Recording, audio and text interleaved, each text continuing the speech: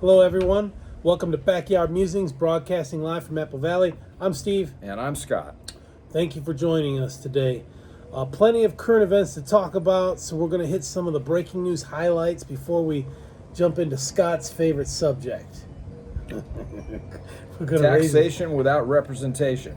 We're going to raise his blood pressure, and maybe your blood pressure. Okay, breaking news. The court that prohibited Trump from being on the ballot, the Colorado State Supreme Court, has debunked the story yesterday that we broke that Hunter Biden's conviction was Russian disinformation. All right, they debunked it. In closed chambers, the state justices voted unanimously to overturn Hunter Biden's conviction from a Delaware court.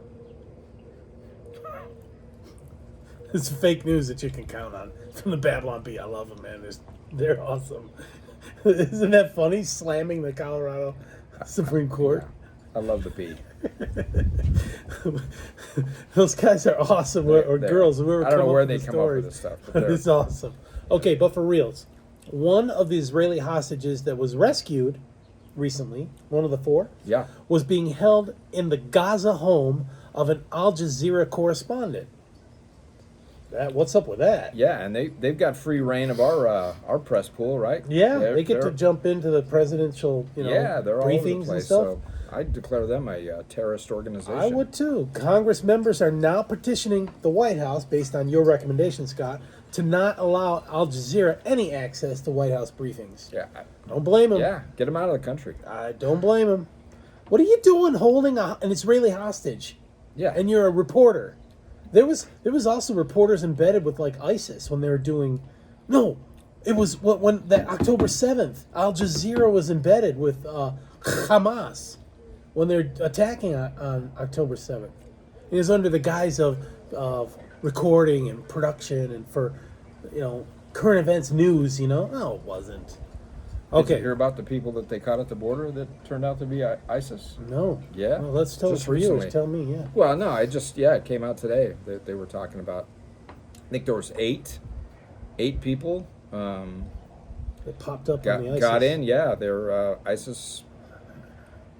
They found out our weakness and they're exploiting it. Yeah. So speaking good for us, right?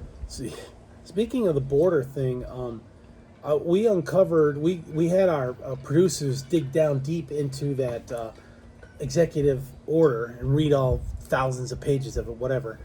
Apparently, they are not to allow refugees or immigrants, whatever, across the border from Eastern European countries.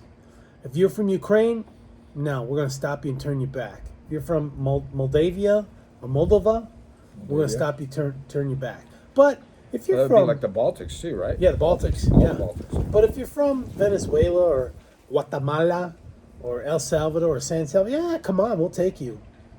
What kind of crock is that? Yeah. All those exemptions plus we're going to take everyone but the Eastern. It's not even smoke and mirrors. It's like lying through your teeth. Right out in the open. Yeah, I've been saying it. Yeah, they're not trying to hide anything anymore. Also, this is true, President Biden was caught on a hot mic talking to President Macron, saying that his advance team said he has to be the first one to leave because he holds people up. He's so slow shuffling and stuff. He did not soil his depends. All right? He had to get out. His team told him he had to get out first. So Jill just took him out first. I wonder if Jill's on the advance team. Well, I wouldn't want to be behind him anyway if he's doing that kind of stuff. So. Yeah. If the vote to hold Garland in contempt for not releasing the audio tapes fails, not sure why it would fail. I mean, we got Republican control. Congressman Luna pledges to bring a vote to the floor for inherent contempt. This would allow the sergeant at arms to go out and arrest Garland and bring him to the House floor. Not sure, because Garland's got a protective, he's got people with guns protecting him, although they hate guns. What a mess. But he's got that. But in the past, this has been tried once or twice before, or done once or twice before, and they've taken the executive person, the appointee, whatever, to a hotel until he's ready to face the music, the Congress or whatever, right?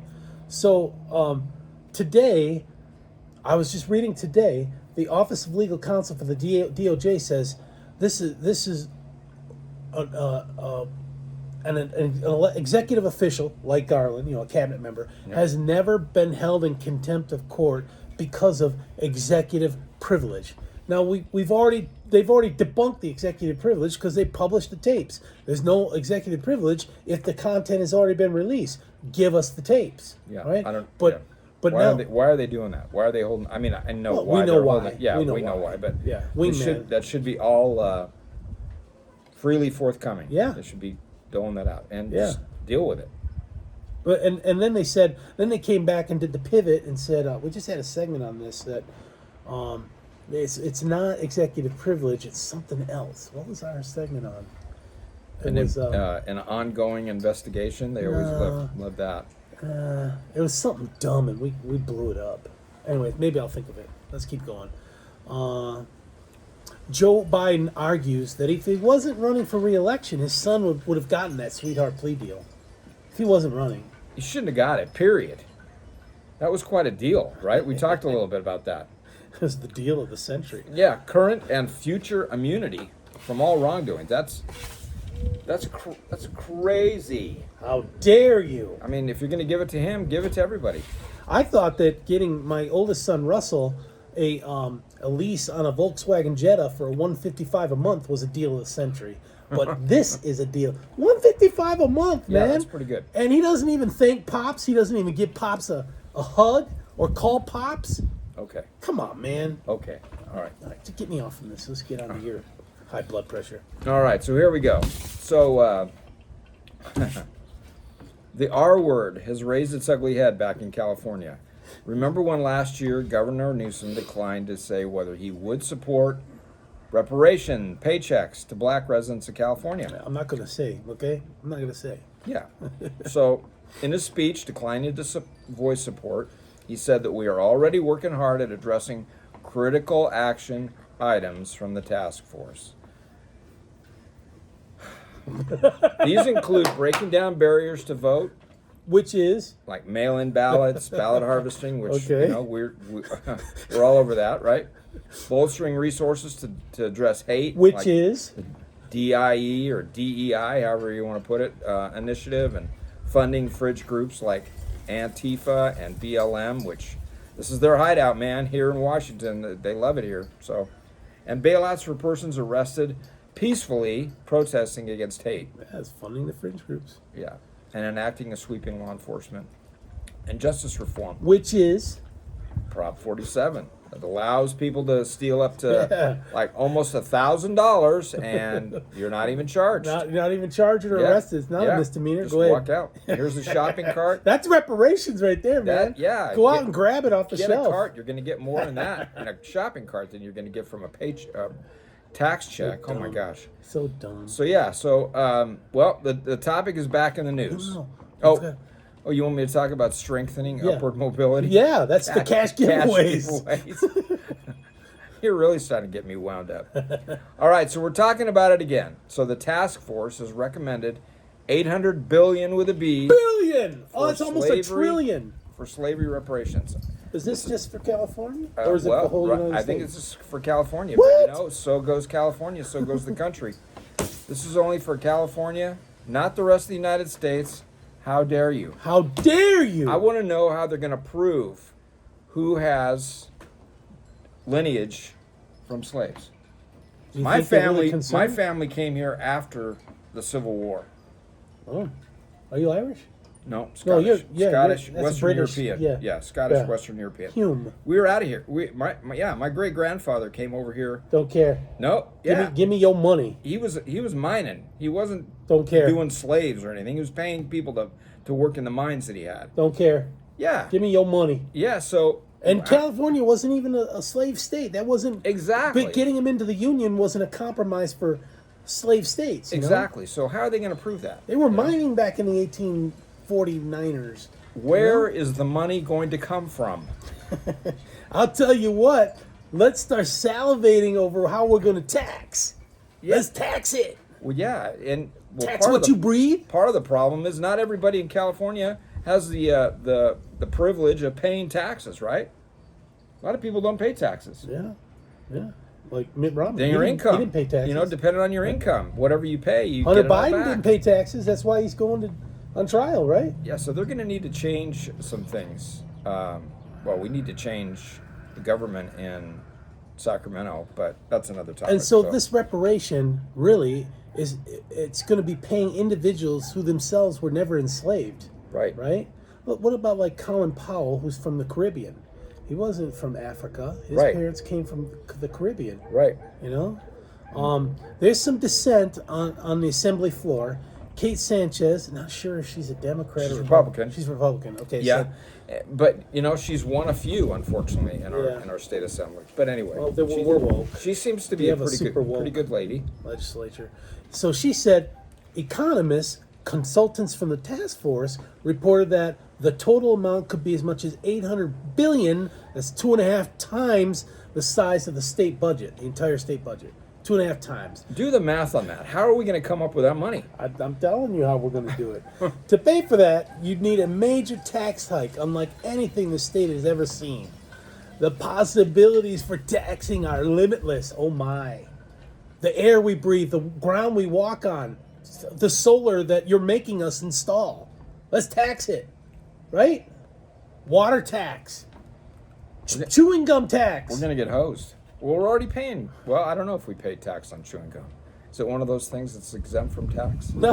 I don't know. They're going to find a way to tax it. Yeah, So- if it's not being taxed, it will be. So she continues, the majority of our state is Latino and Asian, making up 55% of our population.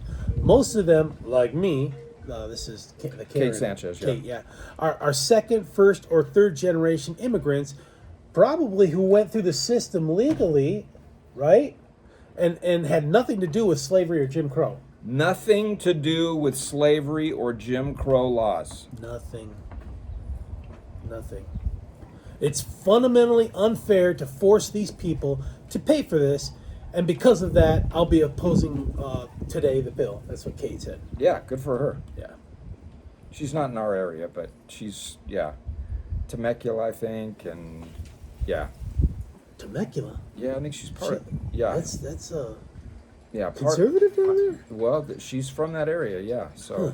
And I don't remember all the There's areas an Indian, that she's there's from. an Indian res around I there guess I'll too. look it up real quick. But Yama, yeah. no, not Yama, but not She's, that. San Miguel. Is it San Miguel? Yeah, I think it's San Miguel. could be. But yeah, she's a pretty good, lady. So, correct me if I'm wrong. Didn't President Monroe support the American Colonization Society, which believed black people would face better chances for freedom and prosperity in Africa than in the United States? According to Wikipedia, between 1822 and the outbreak of the Civil War, 1861, more than 15,000 freed and freeborn African Americans, along with 3,000 Afro-Caribbeans, were given the opportunity to relocate to the Republic of Liberia on the taxpayer dime. We'll get you there. We'll set you up. Gradually, they developed into an Americo-Liberian identity. They called it the Republic of Liberia. The settlers carried their culture and tradition with them.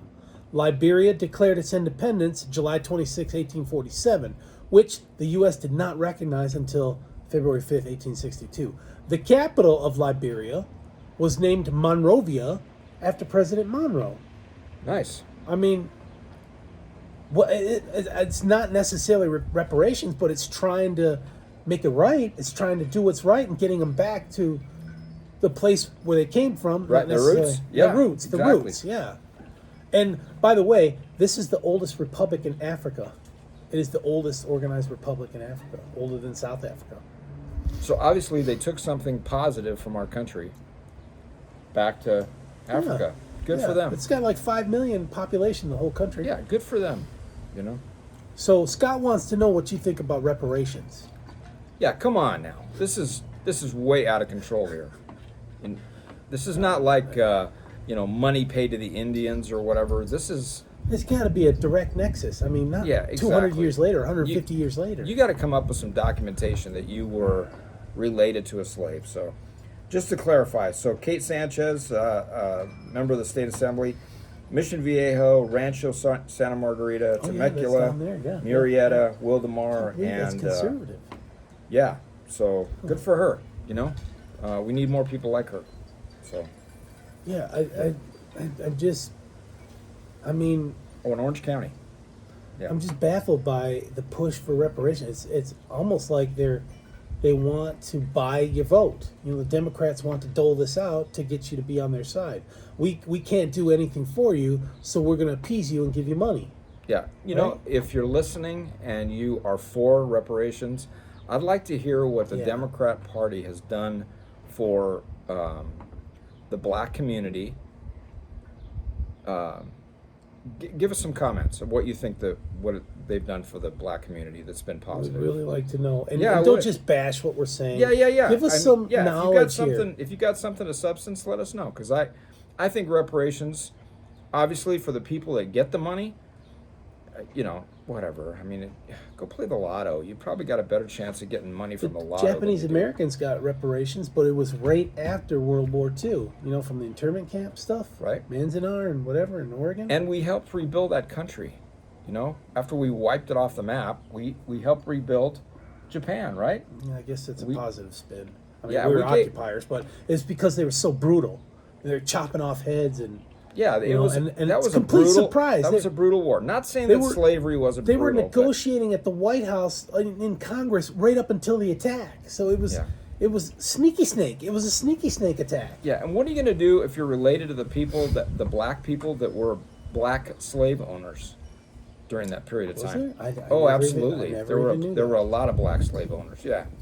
So check that out too. I think you're going to cause some controversy. Yeah, we're going to have a segment, a follow-up tomorrow. This is not one of my most favorite topics to talk about. This is crazy. You know, I mean, again, how dare you? Black slave owners, we had them. How dare you? Okay, thank you for joining us today. We really appreciate it, and we'll see you tomorrow. Have a good day. Thank you.